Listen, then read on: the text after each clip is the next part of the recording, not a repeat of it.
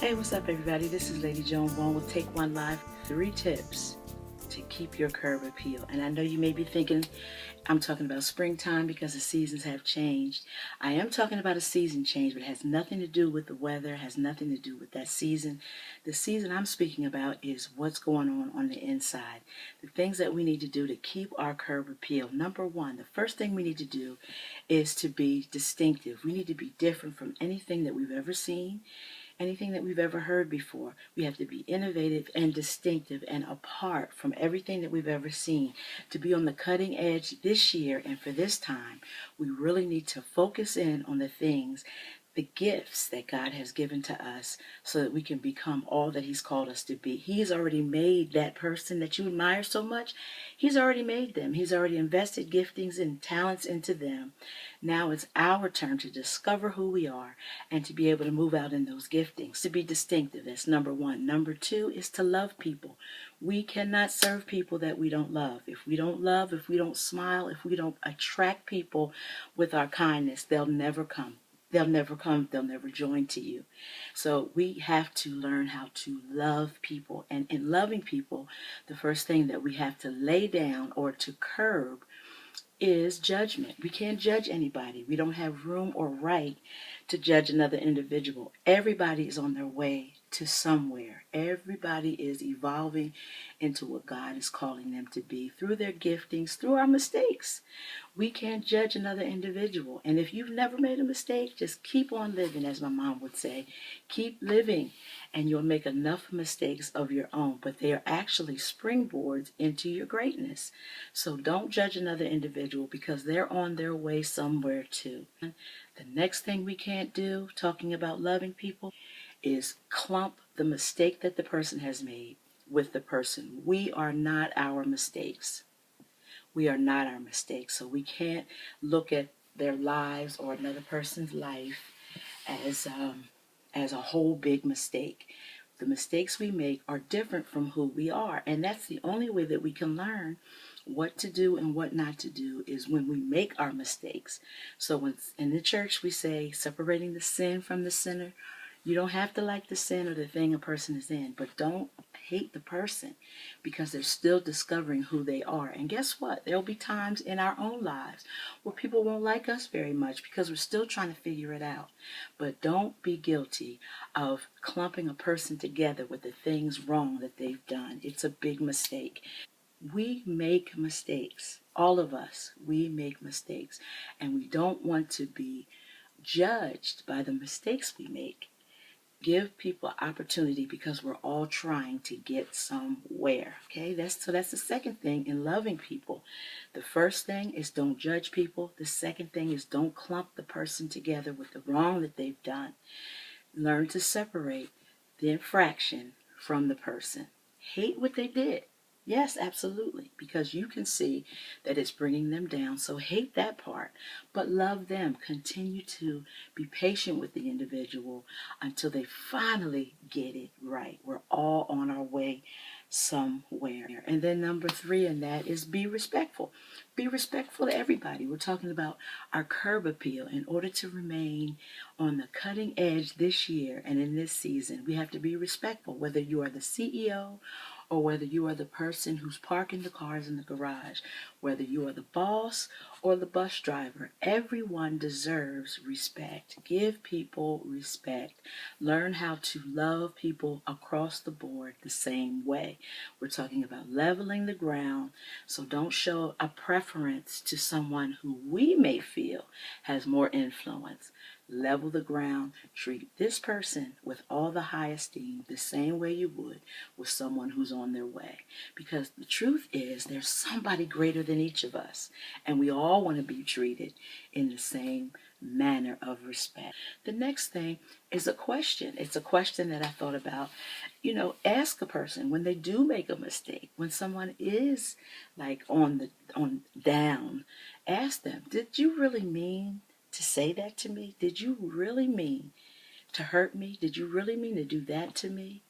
And a lot of times people are not even conscious of what they're doing when they do things. Sometimes they are. Sometimes people are very aware of the attitude adjustment that has to take place. But there are times when people are struggling so much to get where they need to go that they move too fast, and they may hurt your feelings. They may say or do something that is completely out of their own character. So you ask the question to yourself, did they mean to do that? Did they really mean to say that to me? And then ask them, this is what you said. This is how I felt when you did this. This is how I felt when you said that. And that will cause something to click, hopefully, in the individual, and then give them an opportunity to explain and apologize. And then you just move on from that point. And the fifth thing in loving people is accept.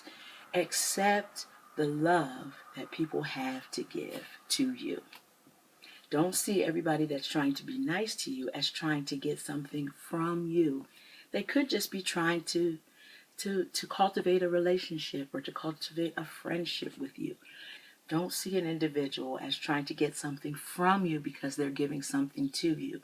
Love is free. Love is love. And if they're trying to buy love, that is the wrong way to go about it, because love is love. Just love people.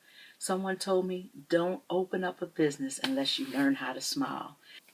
Periodically, I have to test my own self because I can be so involved in what I'm trying to do till my face goes completely blank. And it may be perceived as anger or just lost in thought, and that's not even it at all.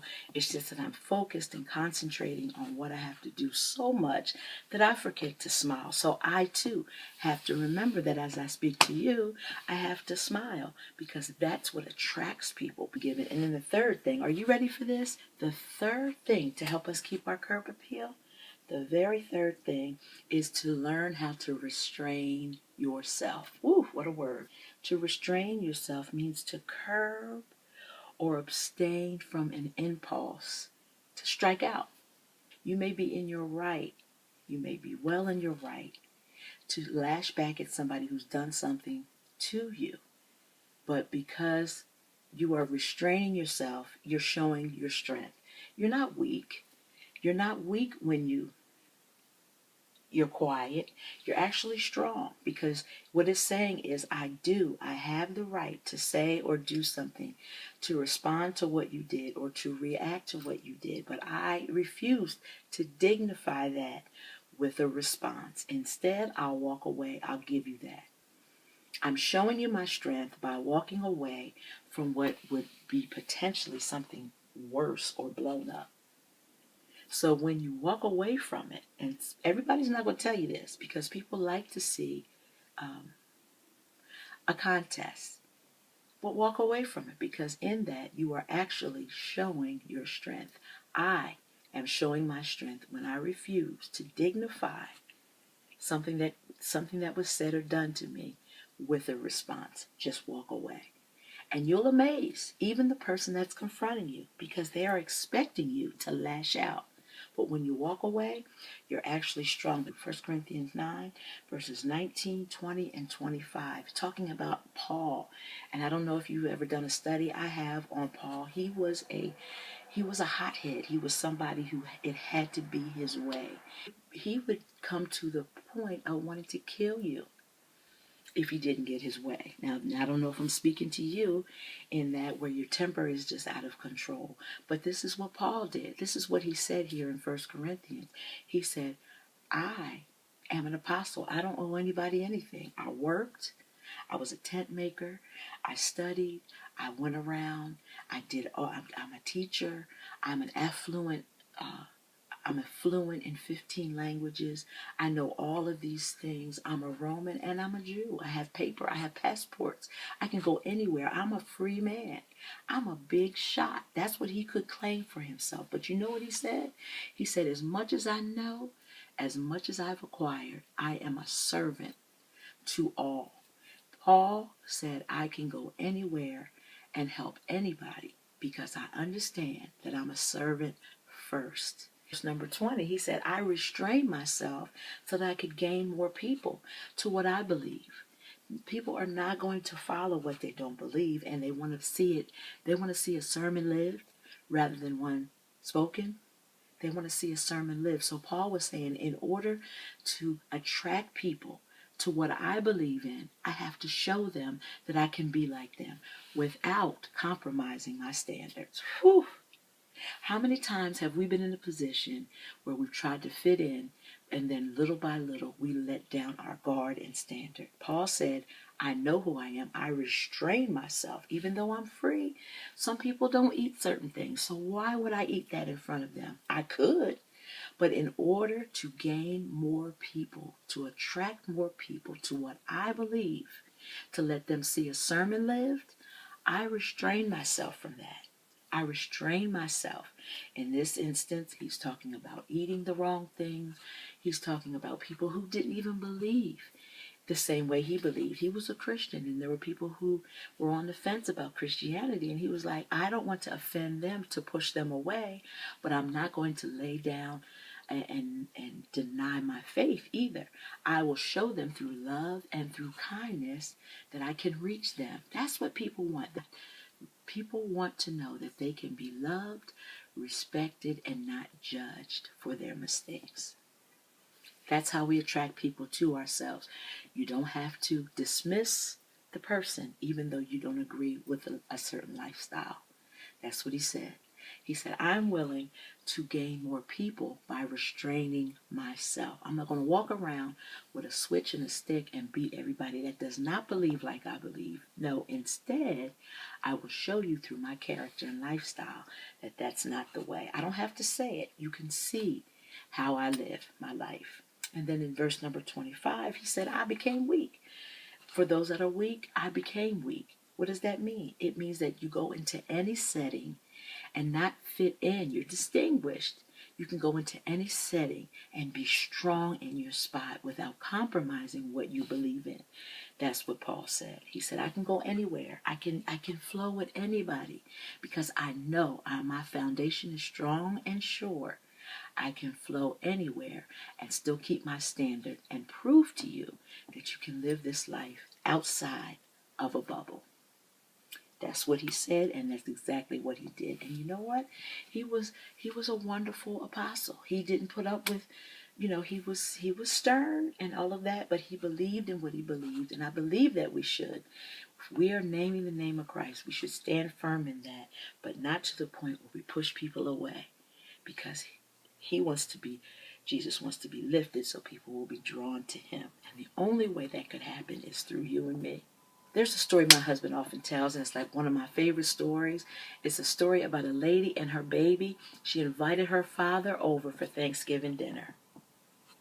He comes over, meets his new grandchild, and he loves the baby immediately. So the mom puts the baby in the playpen while she goes out and finishes her Thanksgiving dinner.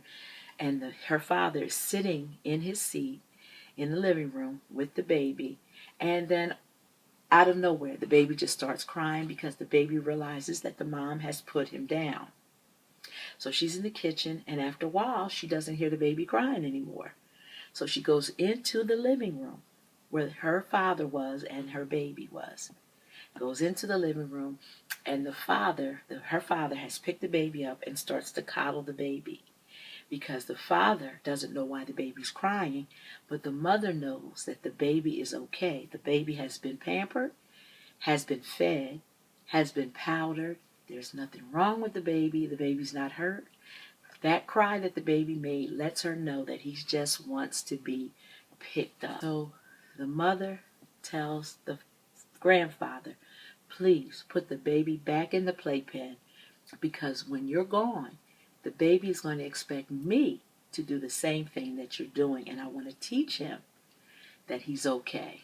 He does not always need to be picked up every time he cries. So she takes the baby from her father, puts the baby back into the playpen, and she goes back out into the kitchen to finish Thanksgiving dinner. So the baby, after a time, starts to cry again. The pop, the grandfather, the one that loves the baby, picks the baby up again out of the playpen.